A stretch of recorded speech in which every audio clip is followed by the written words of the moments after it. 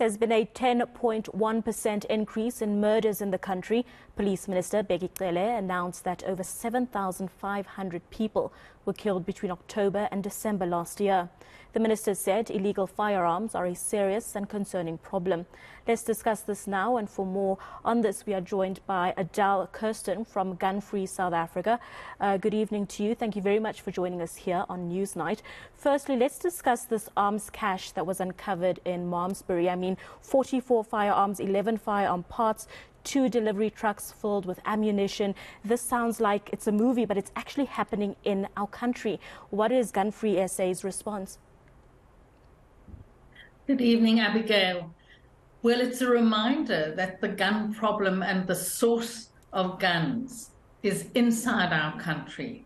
I think over the last couple of weeks, there have been sense that Gun Free South Africa arguing that the main source of weapons moving from the legal to the illegal market is either previously legally owned, whether from the state or individuals. The caches are inside the country. They're not in Mozambique. They're right here.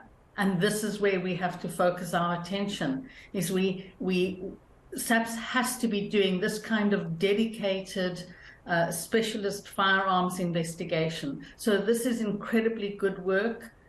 This is well done. This is a significant number of weapons, but it's a reminder that the source of weapons is inside our country and not outside. We did also hear that the suspect is meant to appear in the Malmesbury Magistrates Court on Monday.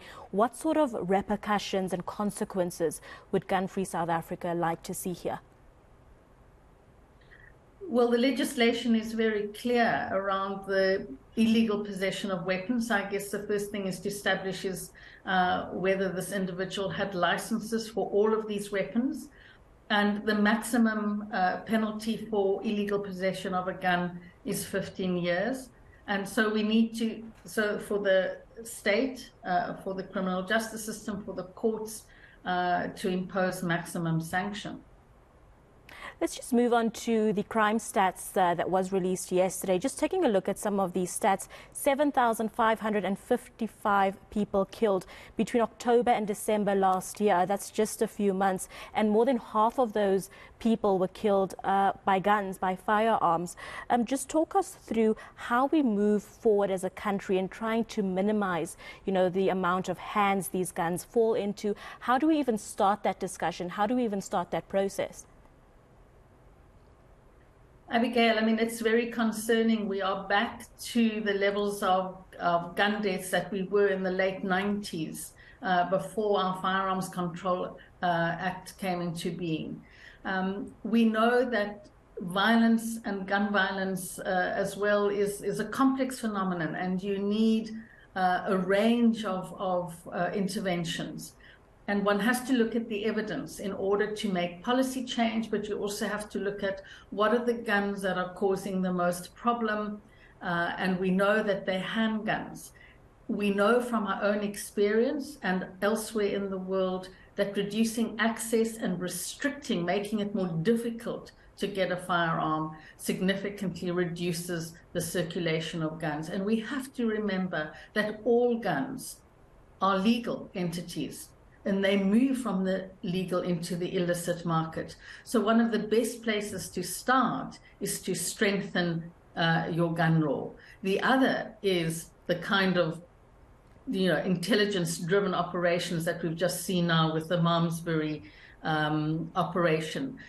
But as important is to go after those criminals who in the last couple of weeks have been involved in mass shootings, in what looks like assassinations. Those are the guns that SAPS have to go after as well, because those guns continue to circulate. They will continue to kill again and again. So we need to turn off the tap of the supply of guns, and SAPS has to remove the illegal guns in circulation. It seems there's a concern around these legal guns that are somehow becoming illegal. Looking at the stats, we see that 24 guns enter the illegal market every single day in our country. How exactly is that happening? What are sort of the rules and regulations around owning a handgun? What sort of people are allowed to own handguns in South Africa? And where are we seeing these loopholes? So there are a number of problems in the entire firearms control management chain. The one is we're looking at loss and theft of 24 guns a day. So often it's theft, it's through criminal activity, where criminals target legal gun owners, including the cops. So when we talk about legal gun ownership, we include the state.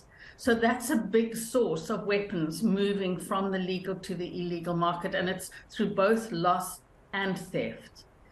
Secondly, there's fraud and corruption all along the firearms control management chain, from your dealers to some of your service providers who are doing accredited training, through your clerks in the Central Firearms Registry. I mean, there's a massive evidence to demonstrate this. And so that contributes to the movement, not just of guns into the illicit market, but the fraudulent issuing of weapons to people who, if they went through the correct procedure, actually might not meet the criteria. And that's why Gun Free South Africa is calling for the minister to bring the bill to Parliament so that we can close some of these loopholes.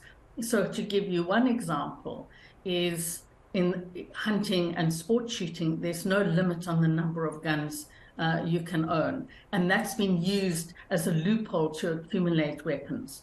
That loophole needs to be closed. Loopholes need to be closed around men who have a history of violent behavior. And we're seeing the use of weapons against women.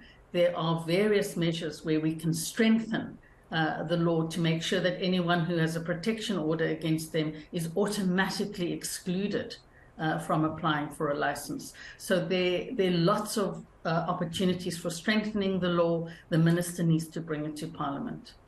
Just lastly, there seems to be a few people who have vocalized their concern around some of the statements and calls that Gun Free SA has been making. Just on a point of clarity, does Gun Free SA want all firearms to be slowly managed out of the system? Because people are of the view that that's what Gun Free SA wants, and they are concerned that people who are using the right channels and obtaining these firearms legally might then be put at risk because they don't have the right to protect themselves with a legal firearm. Just on a point of clarity, what is Gun Free SA's stance?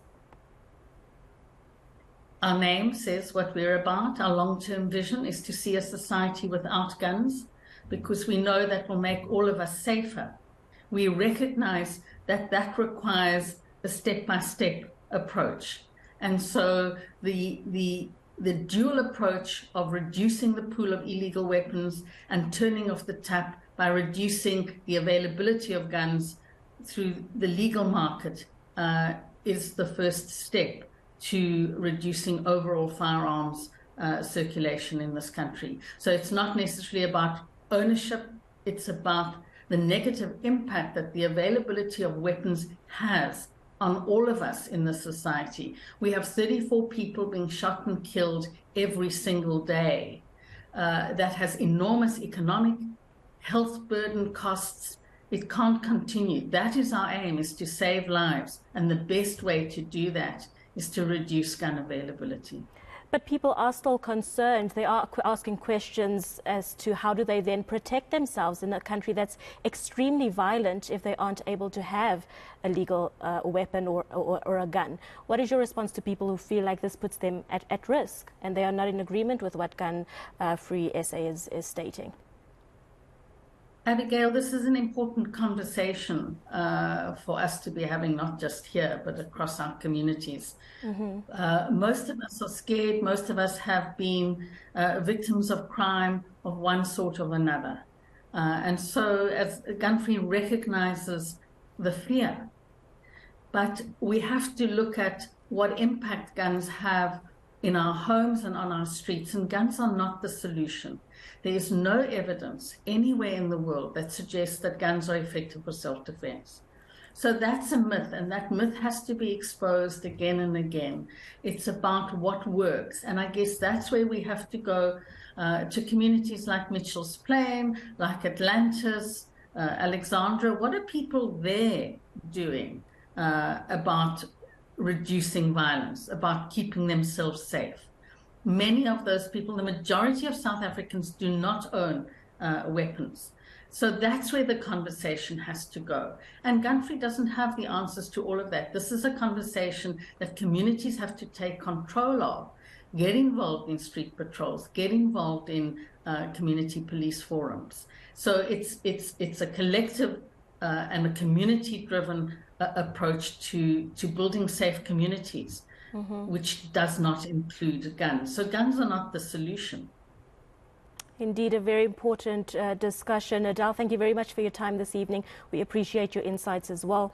That was Adele Kirsten from Gun Free South Africa, just talking to us about the shocking stats that we've seen come out yesterday. 7,555 people killed between October and December 2002, and 30 people shot and killed daily in South Africa.